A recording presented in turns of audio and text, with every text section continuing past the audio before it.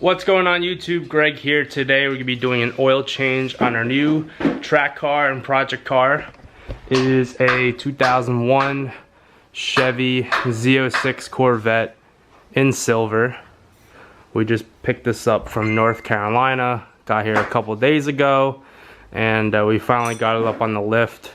It's definitely not an easy task given that our garage is on an incline and the car sits so low that the arms of the lift can't go underneath it without using blocks. So it's definitely a process. But anyways, as with every new car, we should do an oil change. Take 6 quarts of 5W30. We're just using Napa full synthetic, dexos approved oil filter, using a Purelator 1, which is their highest level oil filter, meant for synthetic oil changes, so we can go 10,000 miles. There's the part number.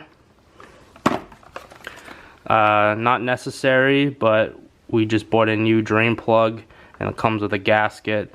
I usually recommend changing the gasket every other oil change, unless you have a magnetic one with like the steel washer, then those usually last a little bit longer. And then here we have some oil filter wrenches to take the old one off. And for the drain bolt, we'll need a 15mm socket or wrench just to get that bolt off. So once you have the car lifted up, because you're going to have to get underneath it, what I usually like to do is run the engine for a few minutes to get the make it easier for the oil to drain. I take the cap off here, and then boom, take that drain plug off and the oil should come right out nice and smooth. And just looking from here, the oil looks pretty black, so it's a good thing we did an oil change. Let that all drain out, and usually let it drip for about 10 minutes just to get most of the oil out. And then in this time you can actually start taking the oil filter off too. The oil filter goes up in there. We use the filter wrench to turn it and remove the oil filter. So now we're preparing the new oil filter. We like to add some oil, clean oil, to prime the filter, and then using your finger you wipe the oil onto the O-ring gasket to create a better seal up against the motor. Alright, so we can install the filter, thread it in.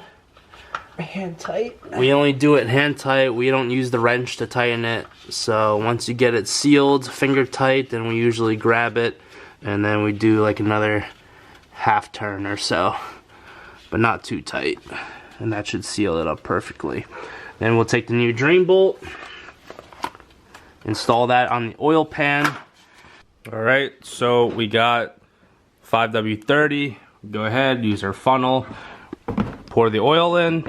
Takes 6.5 quarts. So once you're done with that, cap it up, turn the car on, let it run for a few minutes, shut it off, and then you could check your oil level, see if you need to top it off or not, and then we can go ahead and also reset the oil interval. So now to reset the oil life, turn the ignition on, click trip until you see the oil life